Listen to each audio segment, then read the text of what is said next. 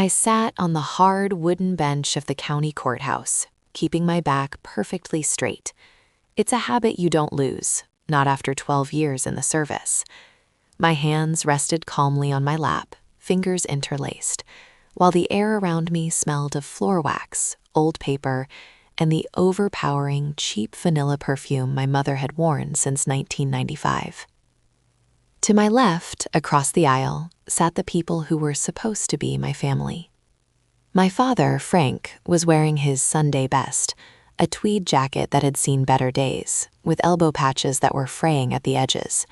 He sat with his chin jutted out, a posture of self-righteous indignation that he usually reserved for when a waitress got his order wrong. Beside him was my mother, Linda. She was dabbing at dry eyes with a lace handkerchief, performing the role of the heartbroken matriarch to perfection. And then there was Travis, my older brother, the golden boy. He was slouched in his chair, checking his watch, looking bored and arrogant, as if this whole legal proceeding was just a minor inconvenience on his way to greatness. They looked like a united front, a respectable American family under siege, and I was the enemy at the gates. "Your Honor," my father's voice boomed, echoing off the high ceilings. He loved the sound of his own voice. He stood up, adjusting his tie. "We are only doing this to protect the family legacy. My mother, God rest her soul, was not in her right mind when she wrote that final draft. She was confused, vulnerable. I didn't flinch. I didn't blink. I just watched him. And frankly," he continued, turning to gesture a thick finger at me, "Holly here, she has been absent. She disappeared for over a decade. While Travis stayed behind, helping us, building a life, Holly was off doing, well, we don't exactly know what she does." He paused for dramatic effect, looking at the judge, then back at the gallery of curious townspeople. "We suspect," he lowered his voice to a stage whisper that carried perfectly, "that her employment is unsavory, embarrassing. We've put a stop to that embarrassing job of hers in our conversations with neighbors, simply out of shame. A woman of her age, unmarried, no fixed address, moving around constantly, we believe she doesn't have the moral standing to manage an estate of this magnitude." My mother let out a small, choked sob. "She's a disgrace to the family name, Judge. We tried to raise her right, but she chose a path of instability." The accusation hung in the air. Unsavory, embarrassing, disgrace. They were implying I was a criminal, or perhaps a sex worker, or maybe just a drifter involved in drugs. They were painting a picture of a failed, broken daughter to justify stripping me of the one thing my grandmother wanted me to have. The judge, Honorable Jeremiah Calloway, was a man in his late 60s with steel gray hair and a face carved from granite. He didn't look impressed by my father's theatrics, but he didn't look sympathetic to me either. He was just tired. He adjusted his glasses and looked down at the pile of documents in front of him. "Miss Hayes," Judge Calloway said, his voice gravelly, "your parents are petitioning to invalidate the will based on your grandmother's mental capacity and your own unsuitability to serve as executor. They claim you have no stable income and a questionable background." I stood up. "Yes, Your Honor. Do you have a response to these allegations regarding your employment?" I looked at my father. He was smirking. He thought he had won. He thought that because I never talked about my work, I had something to hide. He thought my silence was weakness. "I submitted a sealed file to the court clerk this morning, Your Honor," I said, my voice steady and even. "It addresses my employment history and my financial stability." The judge frowned. He reached for a thick manila envelope that sat on the corner of his desk. It was stamped with a red seal. "This one?" he asked. "Yes, sir." My brother, Travis, snickered. "Probably her bail bonds records," he whispered, loud enough for the front row to hear. Judge Calloway ignored him. He picked up a letter opener and sliced through the seal. The sound was sharp, like a gunshot in the quiet room. He pulled out a stack of documents. The room went silent. I watched the judge's eyes scan the first page. He stopped. He blinked, then leaned in closer, as if he couldn't believe what he was reading. He flipped to the second page, then the third. His eyebrows shot up toward his hairline. The boredom vanished from his face, replaced by a look of sheer, unadulterated shock. He looked up at me, then back at the file, then at me again. "Wait," the judge said. The microphone caught the tremor in his voice. This is verified?" "It is, Your Honor," I replied. "This says you were just awarded the Navy Cross," Judge Calloway asked, his voice rising in disbelief. "And that you are currently—" "Wait, I need to see the clearance level on this." My father's smirk faltered. "Navy what? What is he talking about?" "Sit down, Mr. Hayes," the judge snapped, without looking away from the papers. He was reading voraciously now, his eyes darting back and forth. My God, Operation Red Sand? The extraction in the Horn of Africa? He looked at me with new eyes, not as a vagrant daughter, not as a disappointment. "You are a commander?" he asked softly. "Yes, Your Honor. Team leader, Special Warfare Development Group." The silence that followed was heavy, thick, and suffocating for my family. My mother stopped her fake crying, the handkerchief freezing midair. Travis's mouth fell open. My father looked like he had been slapped with a wet fish. But we aren't there yet. To understand why this moment tasted so sweet, so vindicating, you have to understand the hell I walked through to get to this courtroom. You have to understand what happened 2 weeks ago, when I came home to bury the only person who ever loved me. 2 weeks earlier. The morning of Grandma Eleanor's funeral was gray and drizzly, the kind of weather that seeps into your bones and makes old injuries ache. I had just flown in from a deployment that officially didn't exist, nursing 3 broken ribs and a soul that felt heavy as lead. I hadn't been back to our small town in Ohio for 5 years, not because I didn't want to see Grandma, but because every time I tried to visit, my parents told me it wasn't a good time. They said Grandma was too sick for visitors, or the house was being renovated, or they were just too busy to host me. I arrived at the old Victorian house on Elm Street, Grandma's pride and joy, carrying nothing but a duffel bag. The house looked tired. The paint was peeling, and the garden, which Grandma used to tend with obsessive care, was overgrown with weeds. It broke my heart before I even stepped onto the porch. When I walked in, nobody hugged me.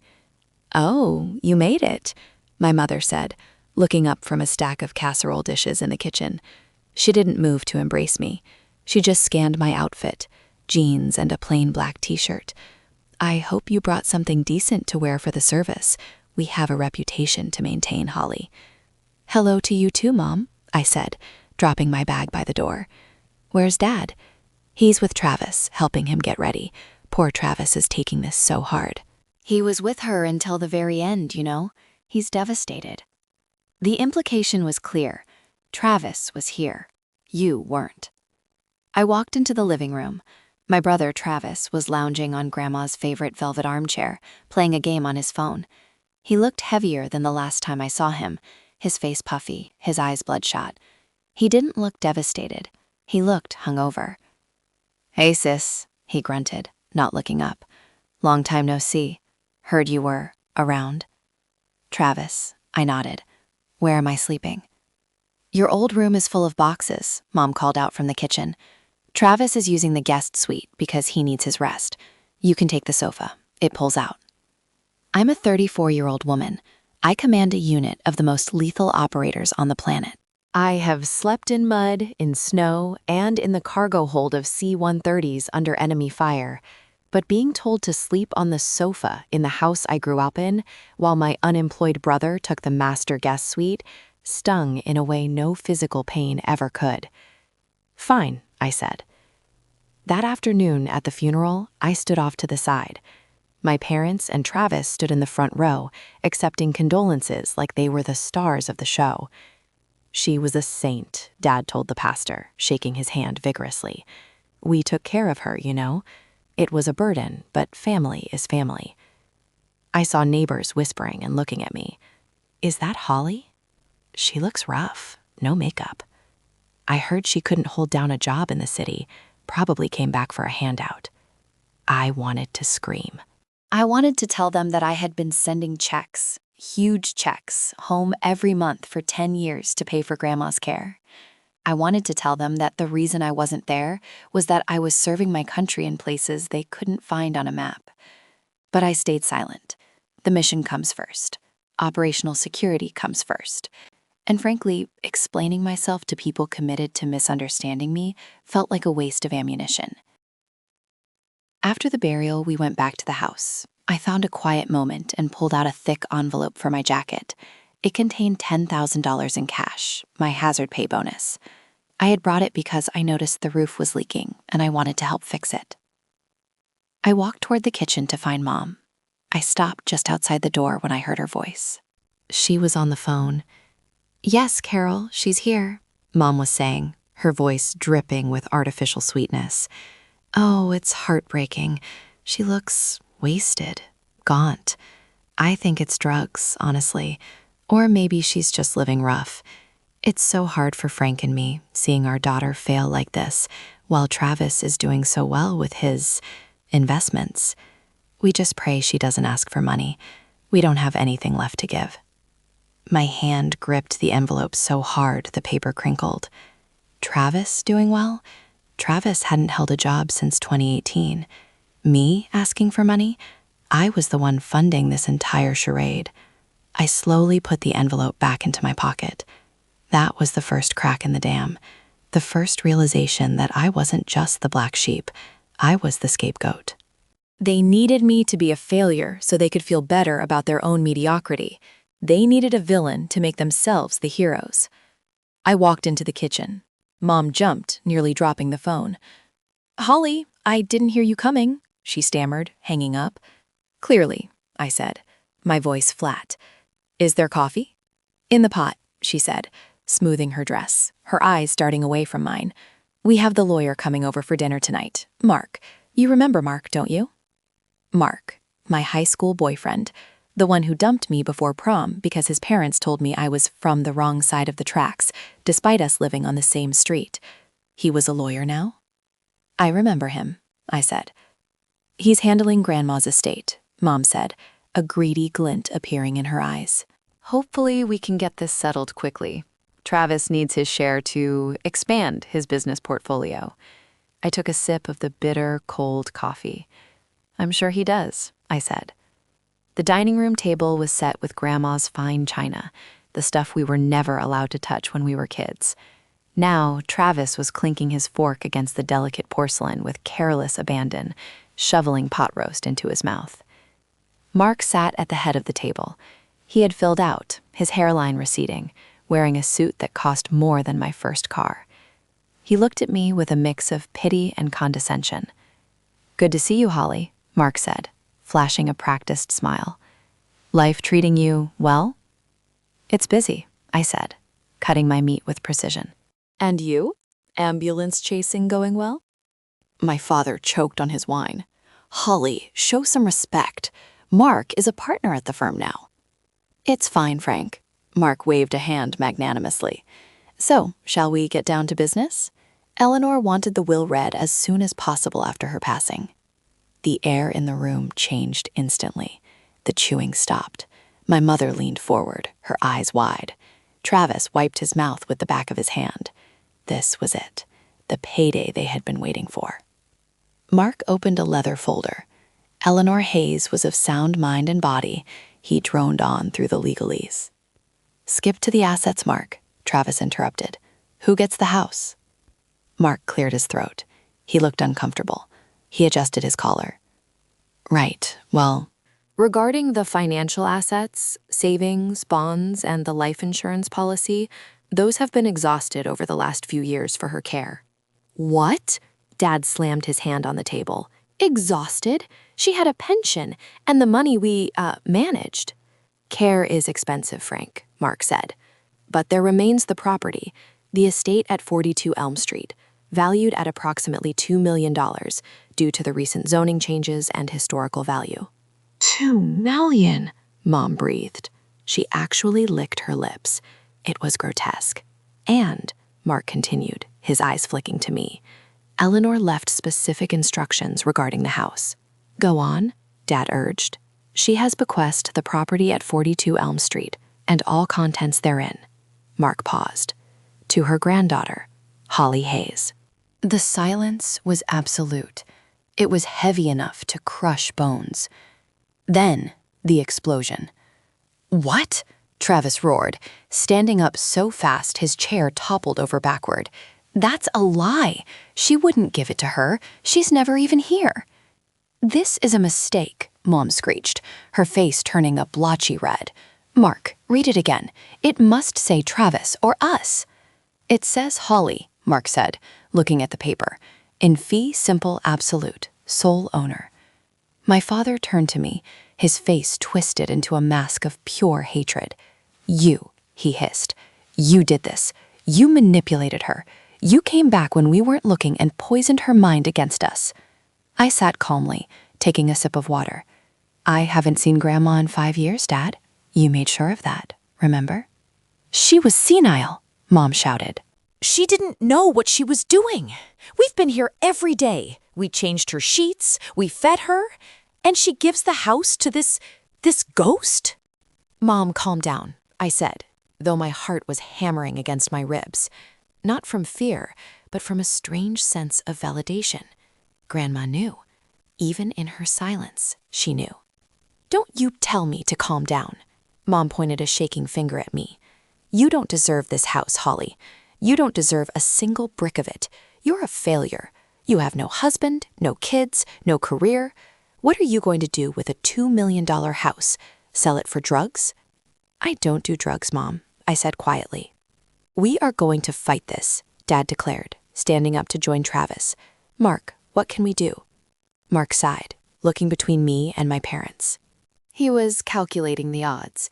He looked at my worn-out jeans, my lack of jewelry. Then he looked at my parents, who were established locals. "Well," Mark said slowly, "if we can prove undue influence or lack of capacity, if we can prove Eleanor wasn't lucid, we could contest the will. It would freeze the assets." "Do it," Travis snarled. "Freeze it. She's not getting a dime." He turned to me, looming over the table. "You better just sign it over to us, Holly. You can't afford a lawyer. You can't afford to fight us. You're broke. We all know it. Just give it up and go back to whatever hole you crawled out of." I looked at my brother. I looked at the parents who were supposed to protect me. I saw nothing but greed and contempt. "I'm not signing anything," I said. "Then get out," Dad said. "Get out of this house. If it's yours, you'll have to have a judge tell us. Until then, this is still my mother's house, and I say you leave." I stood up. I didn't argue. I picked up my duffel bag from the hallway. "See you in court," I said. As I walked out into the rain, I heard the crash of a plate being thrown against the wall. I didn't leave town. I checked into the Motel 6 on the outskirts of the county, the one next to the truck stop. It smelled of stale cigarettes and regret, but it was cleaner than the atmosphere in that house. I lay on the lumpy mattress, staring at the water stains on the ceiling. I felt a profound sense of loss. Not just for my grandmother, but for the hope I had secretly harbored, the hope that maybe, just maybe, my family actually loved me, that if I just gave enough, achieved enough, proved myself enough, they would finally see me. But they didn't see me. They only saw a resource they couldn't exploit, or an obstacle to the resources they wanted. I couldn't sleep. My internal clock was still set to deployment time. Around 2 a.m., I decided to drive back to the house, not to go in, but just to sit outside. Maybe I was hoping to feel Grandma's presence. I parked my rental car down the block and walked up quietly. I'm trained to move without making a sound, a skill that saved my life more times than I can count. The lights were still on in the kitchen. The window was open a crack to let out the smoke from my father's cigars. I stood in the shadow of the old oak tree, the darkness wrapping around me like a familiar blanket. "Don't worry, Linda," I heard my father say. "Mark says we have a strong case. We just need to find some dirt on Holly, make her look unstable." "That shouldn't be hard," Travis laughed. The sound was ugly. "She's a phantom. No social media, no job history. We just tell everyone she's been in rehab or prison. Who's going to trek?" "And once we get the title," Mom's voice chimed in, "we sell immediately. The developer said he'd pay cash. We can pay off Travis's creditors and still have plenty left for a condo in Florida." My blood ran cold. They weren't going to keep the house. They were going to raise it. Grandma's garden, the history, everything. Gone to pay for Travis's gambling debts. What about the money Holly sent? Mom asked suddenly. Are you sure there's no paper trail? I froze. Nah, Dad scoffed. She sent it as gifts or cashier's checks addressed to me. I cashed them. No contract, no nothing. She thinks she was paying for Mom's nurses, but money is fungible, Linda. It went into the household pot. She can't prove we spent it on Travis's legal fees or the new truck. It's gone. She's not getting that back. The air left my lungs. For 10 years? 10 years of hazard pay? 10 years of missing birthdays and holidays to take extra rotations? I had sent over $200,000 home. I thought I was paying for home health aides, for premium medication, for roof repairs. I was funding Travis's lifestyle. I was buying my father's truck. I felt a physical pain in my chest, sharp and agonizing. It was the death of the little girl inside me who just wanted her daddy to be proud of her. And then it stopped. The pain vanished. In its place came something cold, something hard, something distinctively metallic. It was the feeling I got right before a breach, the snap. The emotion drained out of me, replaced by clarity. The sad daughter died under that oak tree. The commander took over. I wasn't dealing with family anymore. I was dealing with hostiles. And hostiles don't get mercy. They get neutralized. I pulled out my burner phone, the encrypted one I used for emergencies. I dialed a number that very few people possess. Ops Center, a voice answered on the first ring. This is Sierra 1 Actual. Authentication, Zulu Tango 904. Authentication confirmed, Commander. Go ahead. I need a full forensic financial trace on 3 civilian targets. Frank Hayes, Linda Hayes, Travis Hayes. I want bank records, gambling debts, loan sharks, everything. And pull the surveillance logs for the Elm Street property for the last 5 years from the satellite archives. Copy that, Commander. Is this mission related? Negative. This is personal security. They are attempting to blackmail a federal officer. Understood. We'll have the packet in 6 hours. I hung up. I looked at the house one last time. It looked different now. It wasn't a home. It was a target. I turned around and walked back to my car. I didn't cry. I didn't look back. I started planning. The next morning, the sun rose bright and harsh. I was up at 500, did 100 push-ups on the motel floor, and showered with cold water. I put on my civilian camouflage, a pair of slacks and a blouse I bought at Walmart. I needed to look like exactly what they thought I was, a nobody trying to hold it together. My first stop was the local bank, not the one my parents used, but the small credit union across town where Grandma had a safety deposit box she'd mentioned in a letter to me 3 years ago, a letter my parents never intercepted because I had it sent to my base P.O. box. I sat across from the bank manager, Mrs. Higgins. She was a sweet lady with cat-eye glasses. I have the key and the death certificate, I said, sliding them across the desk. Of course, dear. Eleanor spoke of you often. She said you were the only one with a spine of steel. I smiled. It was the first genuine smile I'd managed in days. Inside the safety deposit box, there wasn't gold or jewelry. There was something far more valuable, a USB drive and a handwritten letter. I plugged the drive into my laptop right there in the private viewing room. A video file popped up. It was dated 6 months ago.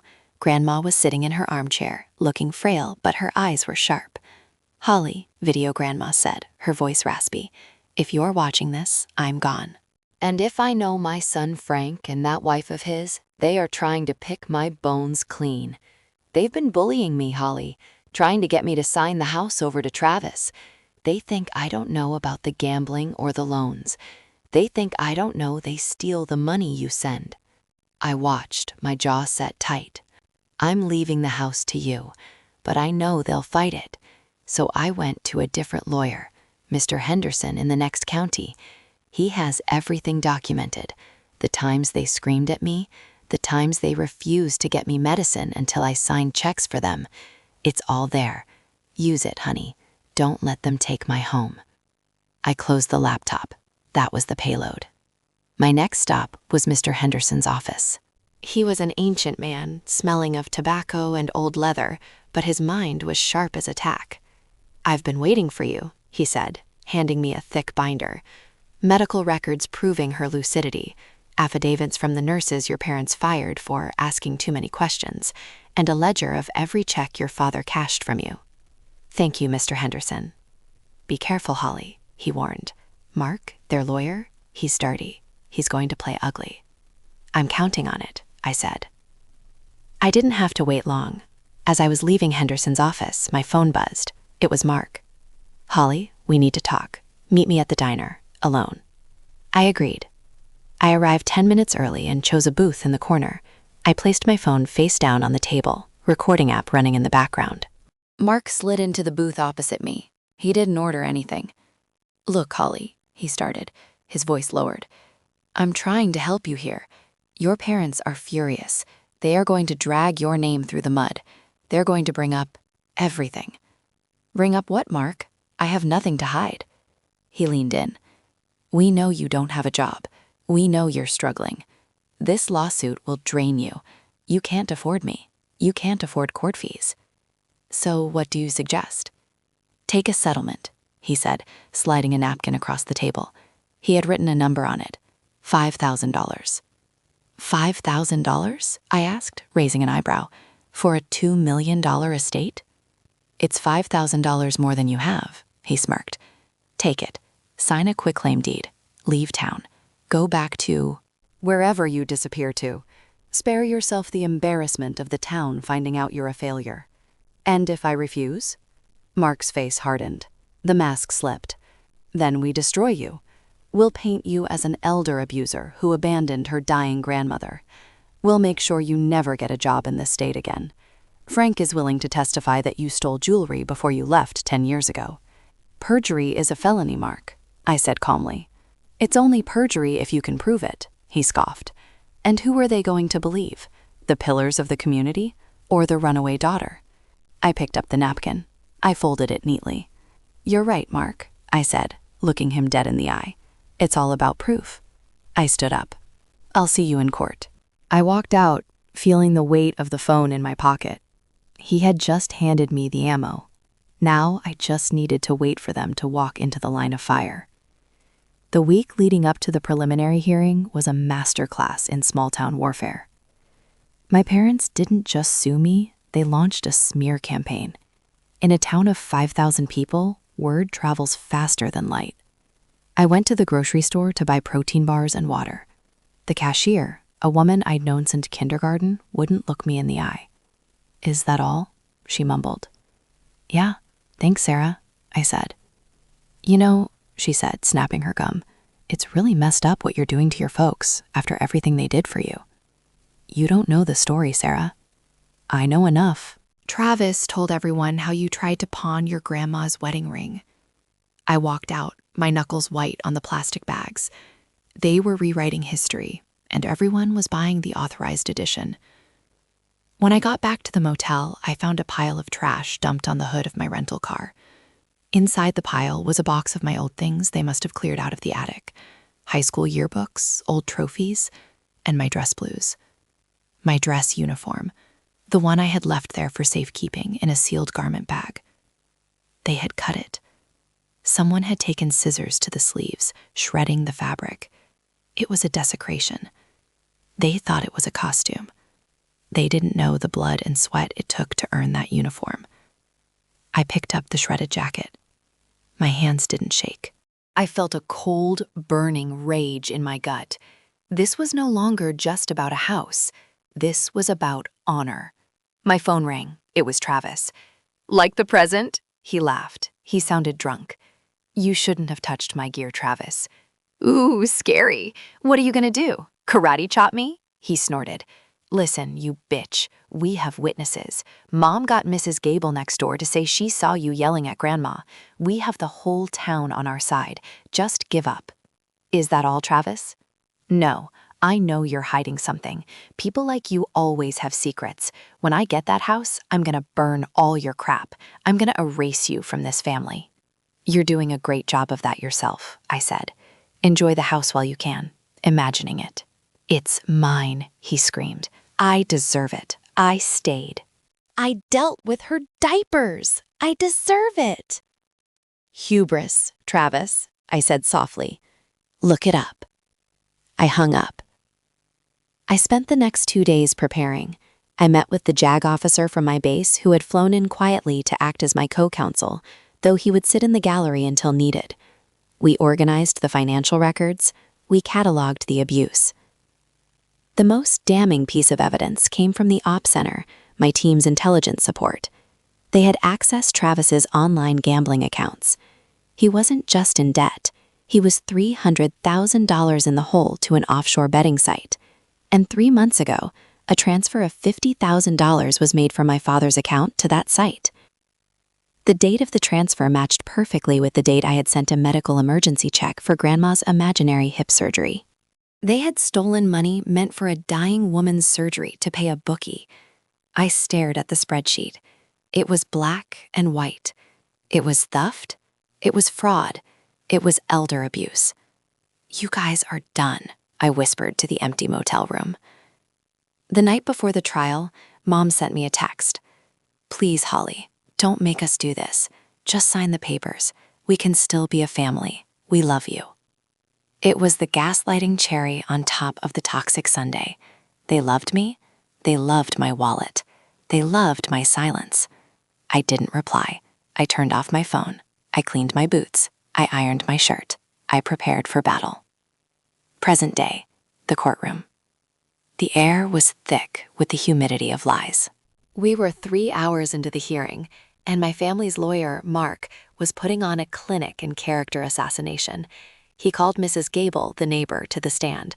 She was a busybody who lived for drama. "Mrs. Gable," Mark asked, pacing in front of the jury box. Though this was a bench trial, he performed for the audience. "Did you ever observe Holly Hayes at the residence?" "Only once or twice in 10 years, she sniffed, glaring at me. "And when she was there, she was rude. I heard shouting." "Shouting?" "Yes, she was demanding money. I heard her say, 'I need cash, Grandma.'" I wrote in my notebook, "Lie. I was deployed to Syria that year." Then came Travis. He took the stand with a smirk, but he tried to look humble. "I sacrificed my career to care for Nana," he lied smoothly. "Holly was off partying, living the high life in California or wherever. She never called. She never cared. She just wants the money now that Nana is gone." "And how did that make your grandmother feel?" Mark asked. "Abandoned," Travis said, forcing a tear. "She cried every night." Judge Calloway listened, his face impassive. He took notes. Occasionally he would glance at me, but I gave nothing away. I sat like a statue. Then they called my mother. She was the main event. She walked to the stand clutching her rosary beads. "Mrs. Hayes," Mark said gently, "tell us about your daughter's employment history." Mom sighed, a tragic sound. She never could hold a job. "She told us she was a consultant, but she never had a business card. She never had a permanent address. We fear she was involved in illegal activities. We just wanted to protect Eleanor's legacy from being seized by criminals." "So you believe she is financially unstable?" "Oh, absolutely. She's destitute. That's why she's here. She needs a payday." I looked at the JAG officer sitting in the back row. He gave me a barely perceptible nod. "No further questions," Mark said, looking triumphant. It was my turn to cross-examine, as I had dismissed the local attorney I briefly hired, choosing to represent myself initially to disarm them. I stood up. "Mom," I said.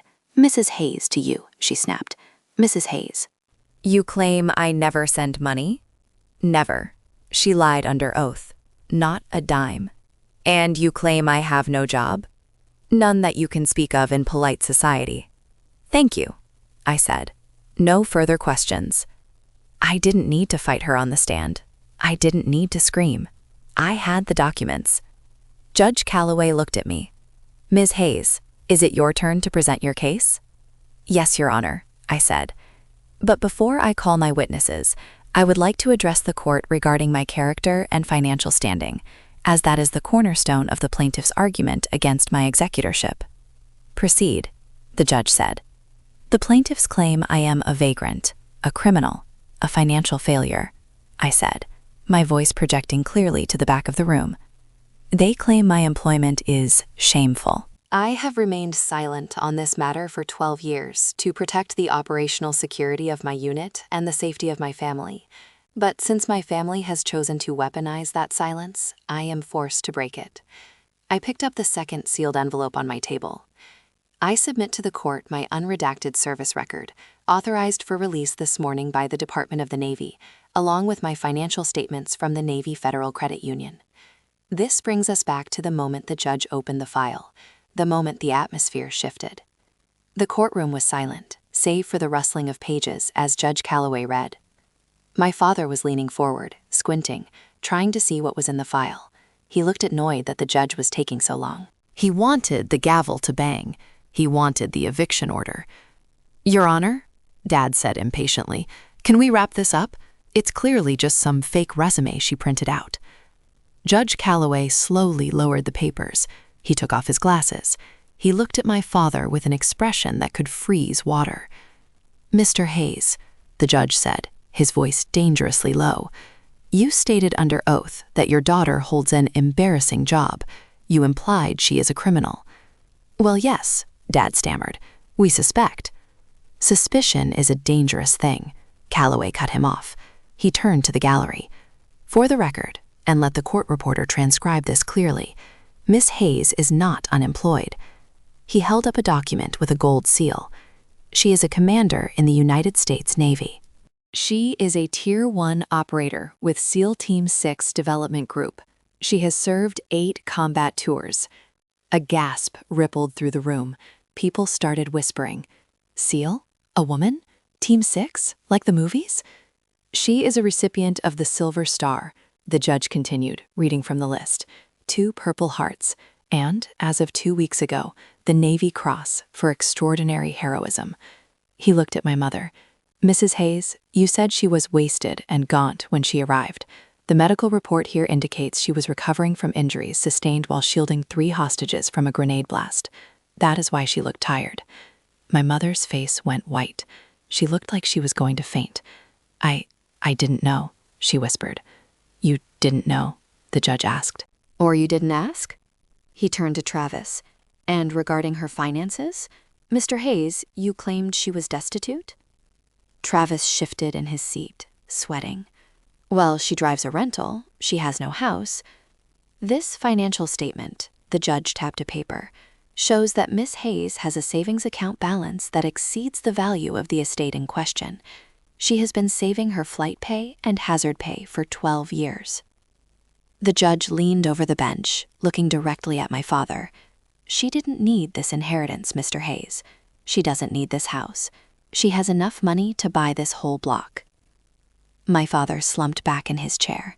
The narrative he had built, the story of the successful family dealing with the loser daughter, had just been nuked from orbit. "Now," Judge Calloway said, his eyes narrowing, "this begs the question.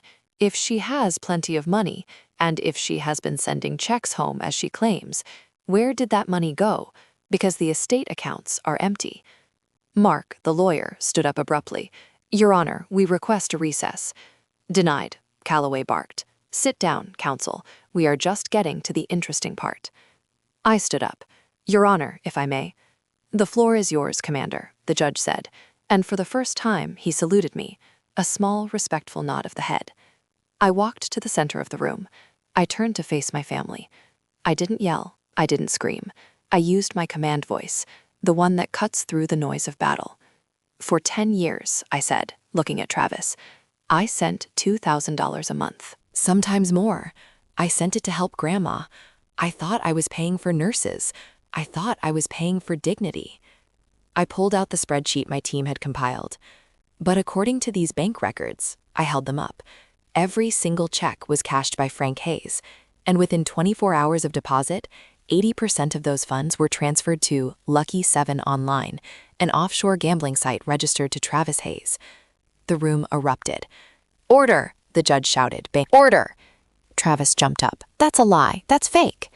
"It's not fake, Travis," I said calmly. "It's NSA-grade forensic accounting.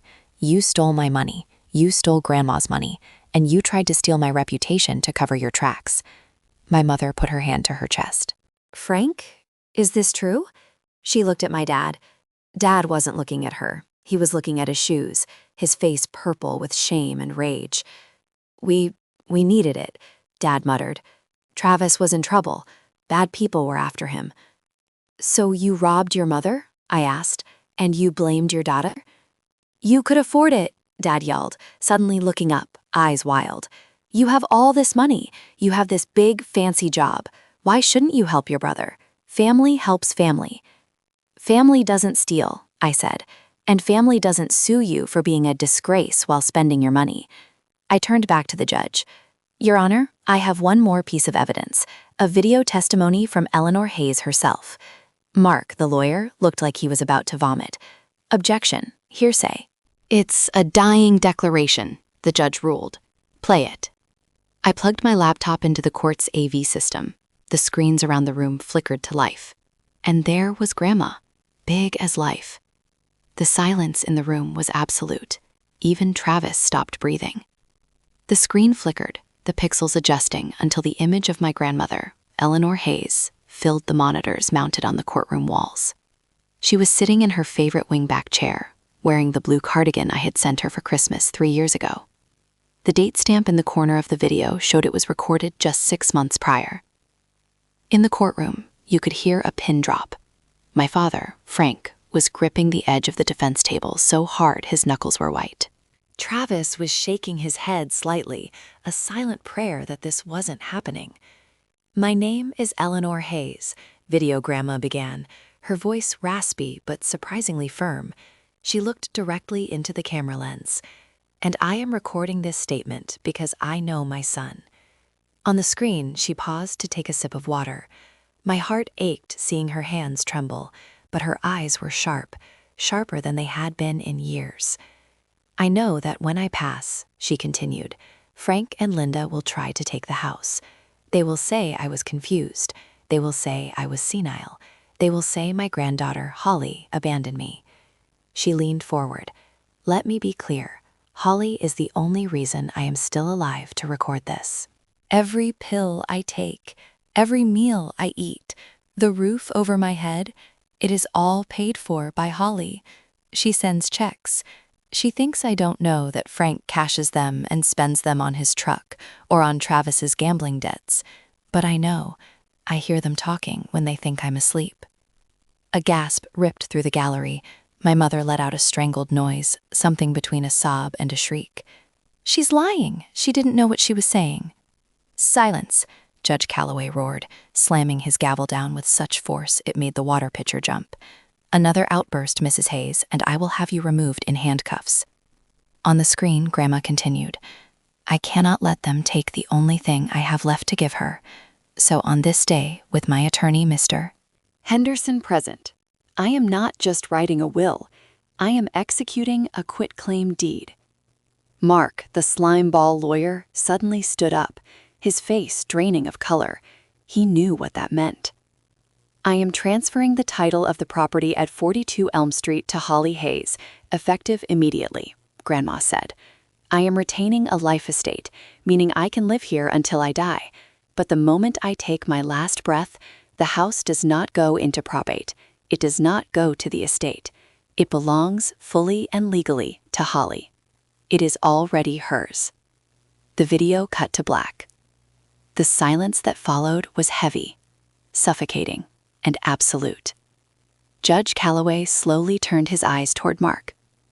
"Counselor," the judge said, his voice dangerously calm. "Were you aware that a quitclaim deed had been filed in the neighboring county?" Mark was sweating profusely. He loosened his tie. "Your Honor, my clients assured me that the will was the only controlling document. I didn't check the property records in the adjacent jurisdiction." "You didn't check?" the judge scoffed. "Or you didn't want to find it?" He turned to my father. Frank looked small. For the first time in my life, the man who had terrified me, who had controlled every aspect of my childhood, looked like a frightened child. "Mr. Hayes," Judge Calloway said, "this court finds that the property in question is not part of the probate estate. It belongs to Commander Hayes. It has belonged to her for 6 months. You are essentially squatting in her home." "But "But we put money into it," Travis shouted, standing up. He was panicking. "We fixed the gutters, we painted the porch." "With whose money, Mr. Hayes?" I spoke up. My voice was steady. "With the money you stole from me?" I picked up the stack of bank transfers. "Your Honor, based on the forensic accounting, my family has misappropriated over $200,000 of funds intended for the care of the deceased. They used it for gambling, for cars, for vacations." The judge looked at the papers I had submitted. He looked at the video file. He looked at the Navy Cross citation sitting on his desk. "I have seen enough," Judge Calloway said. He didn't even look at his notes. "The petition to invalidate the will is dismissed with prejudice." The counterclaim for the property is dismissed. The ownership of 42 Elm Street is confirmed to belong to Commander Holly Hayes. He wasn't done. Furthermore, the judge continued, his eyes locking onto my father, "I am referring this evidence of financial elder abuse and fraud to the district attorney's office, and regarding the funds misappropriated, I am entering a summary judgment in favor of the defendant." "What does that mean?" Mom whispered, tugging on Mark's sleeve. Mark closed his briefcase. He didn't look at her. "It means you owe her the money back, Linda. All of it." "We don't have it," Travis screamed. "It's gone." "Then you will sell your assets," the judge said coldly.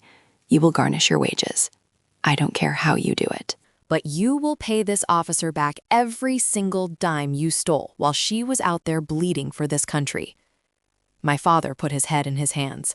My mother started weeping. Real tears this time. Tears of financial ruin. "You have 24 hours to vacate the premises at 42 Elm Street," Judge Calloway ordered. "If you are not out by noon tomorrow, the sheriff will remove you. Court is adjourned." He slammed the gavel. It sounded like a gunshot ending a war. The courtroom erupted into chatter. I stood there, feeling the adrenaline slowly recede, replaced by a wave of exhaustion and relief. It was over. The lie was dead. The walk out of the courthouse was the longest walk of my life, but in the best possible way. My family even got to the exit. "You said we would win," Dad was yelling at Mark. "You said she was a nobody." "You lied to me, Frank," Mark shouted back, not caring who heard. "You told me she was a vagrant. You didn't tell me she was a Navy SEAL with a forensic accounting team. Do you know what this does to my reputation? I'm done with you, and don't expect me to represent you when the DA comes knocking for that fraud charge." Mark stormed off toward his sleek Mercedes. He didn't look back. I walked past them. I moved with the easy, fluid grace of someone who knows exactly where they are going. "Holly," Mom called out. She ran up to me, grabbing my arm. Her grip was desperate. "Holly, wait, we need to talk." I looked at her hand on my arm until she let go. "We have nothing to talk about, Mrs. Hayes." "You heard the judge. Noon tomorrow." "You can't do this to us," she pleaded, her eyes wide and wet. "We're your parents. That judge, he doesn't understand. We did what we had to do. Travis was in trouble, serious trouble. These people, they were going to hurt him. So you hurt me instead," I said. It wasn't a question. "You're strong, Holly. You always were." She said it like it was a compliment, but it felt like an accusation. "You can handle it. Travis is sensitive. He needed help. We thought, since you were doing so well, you wouldn't mind." "I wouldn't mind?" I laughed, a dry, humorless sound. "I was eating MREs in the desert while you were buying a new Silverado with my hazard pay.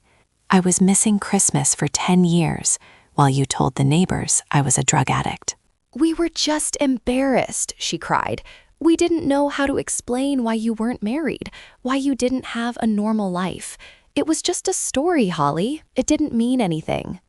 "It meant everything," I said. "It cost me my reputation in this town. It cost me the chance to say goodbye to Grandma properly because you kept me away." Travis walked up then. He looked terrifying. His face was red, his veins bulging. The arrogant smirk was gone, replaced by the cornered look of a rat. "You think you're so special," he spat, stepping into my personal space. "So you got some medals. Who cares? You're still just a lonely bitch with no family. You think that money is going to make you happy? I hope you choke on it. Travis, I said, my voice dropping an octave. You are standing in the kill zone. He blinked. What? You are threatening a federal officer who specializes in neutralization. You are $300,000 in debt to loan sharks who now know you lost your golden ticket, and you are about to be homeless. I stepped closer to him. He flinched. I suggest you stop worrying about me, I whispered, and start worrying about what happens when your bookie finds out the house is gone. Travis turned pale. The reality of his situation finally hit him. He wasn't just broke, he was exposed. The shield of his parents' enabling was gone. Holly, Dad said, walking up behind them. He looked old, defeated. Where are we supposed to go? We sold our condo to move into Mom's house. We have no savings. You can't just put us on the street.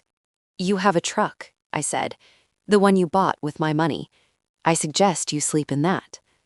This is cruel, Dad said, shaking his head. We raised you better than this. No, I corrected him. Grandma raised me. You just tolerated me until I was old enough to be useful. I put on my sunglasses. Noon tomorrow, I'll have the sheriff with me.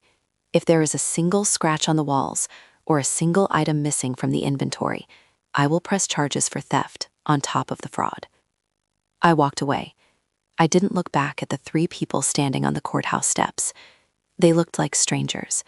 They looked like a bad memory that was finally fading. I got into my rental car and sat there for a moment. My hands were shaking. Not from fear, but from the adrenaline dump. It is a strange feeling, cutting off a limb to save the body. It hurts, but you know it's the only way to survive. My phone buzzed. It was a text from the ops center. Target Travis Hayes. Local law enforcement has been anonymously tipped off regarding illegal gambling ring connections. Expect arrest warrant within 48 hours. I deleted the text. Karma wasn't just coming for them. It had already arrived. The next day, it rained. Of course it did. It was a torrential downpour that turned the sky the color of a bruise. I pulled up to 42 Elm Street at 11:55 a.m. 2 sheriff's deputies were already there, their cruisers idling in the driveway with lights flashing. I stepped out of the car, unfurling a black umbrella. I stood by the gate, watching the end of an era. My parents were scrambling. They were hauling garbage bags full of clothes out to Dad's truck. The nice suitcases were gone, probably pawned already. They looked frantic, wet, and pathetic. Travis was nowhere to be seen. I later learned he had taken his car and fled the state around midnight, leaving Mom and Dad to deal with the mess. Typical. The golden child ran at the first sign of trouble, leaving the bad parents to face the consequences of the monster they created. Mom saw me standing by the gate. She dropped a bag of clothes in a puddle. She ran over to the fence, gripping the iron bars like a prisoner. "Holly, please," she shouted over the rain. "You can't do this. Let us stay in the guest house, just for a few weeks. Until we figure things out." I looked at the woman who had birthed me. I searched for any feeling of pity. I found none. I remembered the nights I spent sleeping in a foxhole, dreaming of a home-cooked meal, while she was telling her friends I was a criminal. "The guest house is full," I said calmly. "It's full of the memories you tried to destroy." "We're your parents," she screamed. "Doesn't that mean anything?" "It means you should have protected me," I said. "It means you should have loved me without conditions. It means you shouldn't have stolen from me." Dad came out of the house carrying a box of his trophies, bowling league awards from 1998. He stopped when he saw me. "You happy now?" he yelled. "You destroyed this family." "I didn't destroy it, Frank," I called back. "I just turned on the lights. You guys were the roaches." One of the deputies stepped forward. "Mr. Hayes, it's noon. You need to clear the property, now." I'm going," Dad snapped. He threw the box into the truck bed. It landed with a crash, breaking the glass on one of the trophies. They climbed into the truck. It sputtered before starting. As they backed out of the driveway, Mom looked at me through the passenger window. Her face was a mask of pure misery. She had lost her mother's house, her son had abandoned her, and the daughter she despised had won. They drove off into the rain, heading toward a cheap motel on the highway, the same life they had wished on me. I waited until the taillights disappeared. Then I nodded to the deputies. "Thank you, officers." "No problem, Commander. Thank you for your service," the older deputy said. "And sorry about your folks. Some people just ain't right." "No," I said. "They aren't." I walked up the porch steps. I unlocked the front door with the key Grandma had given me 10 years ago, the one I kept on my dog tags chain. The house was quiet. It smelled of stale cigar smoke and neglect, but underneath that, I could still smell faint traces of Grandma's lavender and old paper. I walked through the empty rooms. They had taken the TV, they had taken the silver, but they couldn't take the soul of the house. I went into the living room. The spot where Travis had sat and mocked me was empty. I walked to the fireplace. Above the mantel, there was a rectangular fade mark on the wallpaper where Grandma's portrait used to hang. They had taken the frame, but left the photo on the floor, face down. I picked it up. Grandma was smiling in the photo, holding me when I was 5 years old. "I got it back, Grandma," I whispered. "I got it back." I sat on the floor, in the middle of the empty room, and for the first time since the funeral, I let myself cry. Not tears of sadness, but tears of release. I was free. I was finally, truly free of them. My phone rang. It was my commanding officer.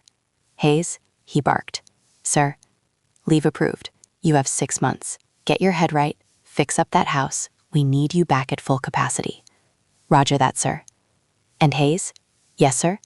"Good job on the op." Domestic targets are always the hardest. "Hurrah, sir." I hung up. I looked around the room. I had a lot of work to do. This house needed to be stripped down to the studs and rebuilt, just like me. 6 months later. The smell of cigar smoke was gone, replaced by the scent of fresh pine, sawdust, and brewing coffee. 42 Elm Street didn't look like a haunted Victorian mansion anymore. It gleamed. I had painted the exterior a crisp slate blue with white trim. The roof was new. The garden was replanted with wildflowers, tough, resilient things that could survive a storm. But the biggest change was inside. I didn't just renovate it for myself. A 5,000 square foot house is too big for one person. I turned the first floor into a community space and the upper floors into temporary housing. I walked to the front porch and hung the sign, the Eleanor Hayes Center for Veteran Reintegration. It wasn't a shelter. It was a launch pad, a place for female veterans coming home from deployment who, like me, didn't have a safe place to land, a place where they wouldn't be judged, wouldn't be asked why they weren't married, and wouldn't be told to be softer. I heard a truck pull up, not my father's beat-up Chevy, but a heavy-duty Ford with a contractor's logo on the side. Jack stepped out. He was a former Army Ranger I'd hired to help with the heavy construction. He had kind eyes and a prosthetic left leg that didn't slow him down one bit. "Morning, Commander," he grinned, carrying a box of donuts. "Inspection day?" "At ease, Ranger." I smiled. "It looks perfect." "We got the final permit approved this morning," Jack said, walking up the steps. He paused, looking at me. "You know, the town is talking." "Let them talk," I said. "They're saying you're a hero," he corrected. "They're saying what you did for your folks, paying off their legitimate debts to the local businesses before you cut them off, that was more than they deserved." I shrugged. I didn't do it for them. I did it so nobody in this town could say a Hayes owes them money. I cleared the ledger. Now the slate is clean. My parents were living in a trailer park 3 towns over. Dad was working as a greeter at a Walmart. Mom was cleaning houses.